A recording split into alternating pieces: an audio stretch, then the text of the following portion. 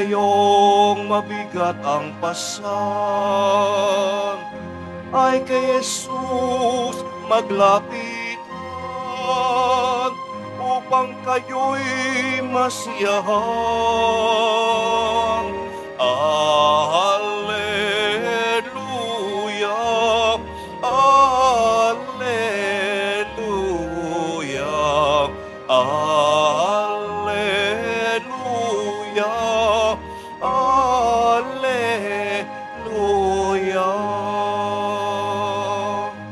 Sumainyo ang Panginoon. At sumaiyo rin. Ang mabuting balita ng Panginoon ayon kay San Mateo. Papuri sa iyo, Panginoon.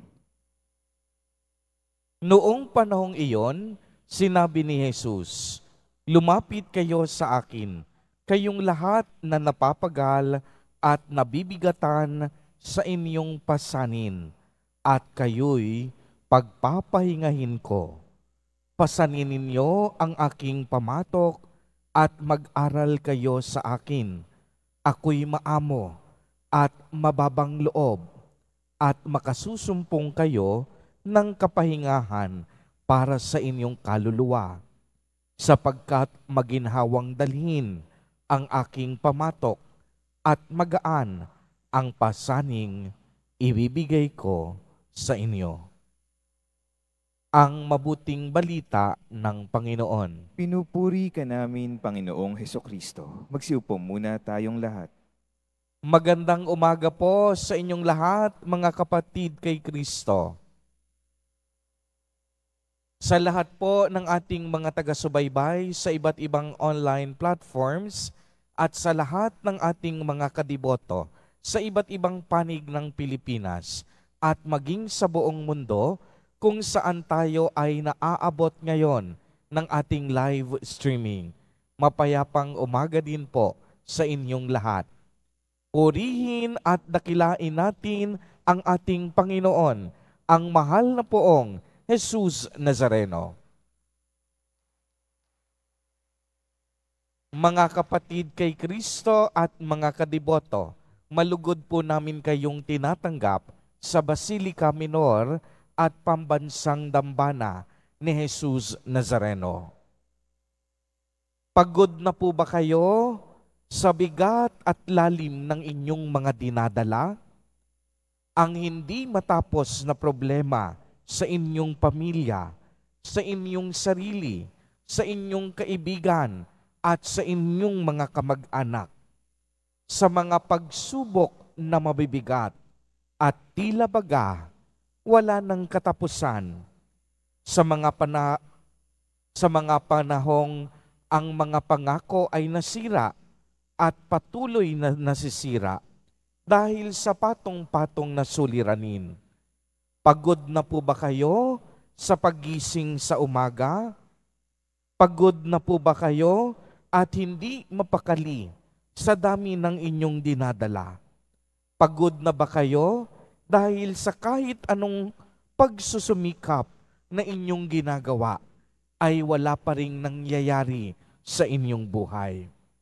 Ramdam mo ba ang iyong pagod sa katawan, sa isipan at kaluluwa? Ngayong araw na ito, tayo pong lahat ay inaanyayahan ni Jesus Nazareno na magpahinga sa kaniyang piling at presensya. Sinabi niya mismo sa ating ebanghelyo, "Lumapit kayo sa akin, kayong lahat na napapagal at nabibigatan na sa inyong pasanin, at kayo ay pagpapahingahin ko. Pasanin ninyo ang aking pamatok at mag-aral kayo sa akin. Ako ay maamo at mababang loob, at makasusumpong kayo ng kapahingahan para sa inyong kaluluwa, sapagkat maginhawang dalhin ang aking pamatok at magaan ang pasaning ibibigay ko sa inyo." Napakaliwanag po, mga kapatid, ang paalala ni Jesus Nazareno. Pagod ka na ba? Bakit hindi ka lumapit sa ating mahal na poong Jesus Nazareno? Napapagal ka na ba sa iyong buhay? Bakit hindi mo kausapin ng buong pagpapakumbaba ang ating Panginoon? Marahil marami sa atin sa mga sandaling ito ang pagod na sa maraming bagay, pagod na sa maraming alalahanin, pagod na dahil sa dami ng pagsubok at kahirapan sa buhay, pagod na sa bigat ng kalooban at sari-saring problema sa buhay. Simple lang po ang solusyon dyan. Tumahimik ka sandali. Subukan mong manalangin ng taimtim at lumapit ka sa ating mahal na poong Jesus Nazareno.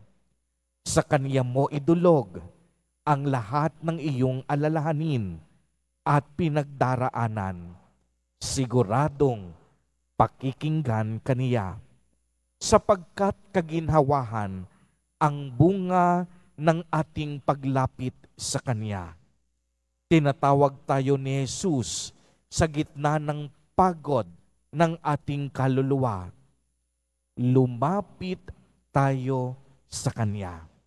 Ito ang Kaniyang habilin. Ipinangako niya na tayo'y Kaniyang palalayain, pahihingahin at pagkakalooban ng kaginhawahan sa buhay. Kaya mga kapatid kay Kristo at mga kadiboto, ang hamon po sa atin sa araw na ito, pag-ibayuhin at palalimin natin ang ating relasyon at ugnayan sa Diyos. Tuturuan at gagabayan niya tayo upang maging mabisa at makabuluhan ang ating buhay at mas maging karapat-dapat tayo para sa paglilingkod sa Kaniya at sa kapwa. Kung tayo po ay lalapit kay Jesus Nazareno at gagawin natin ang Kaniyang kalooban sa pakikipagtulungan at sa pakikipag-isa sa Kanya, ipinangako niya makakatagpo tayo ng kapahingahan at kaginhawahan sa ating kaluluwa. Sa gayong paraan, mas magiging katulad tayo ni Jesus Nazareno. Maamo, banal, mahabagin, at mapagkumbaba ang puso. Amen. Purihin at dakilain natin ang ating Panginoon, ang mahal na poong Jesus Nazareno.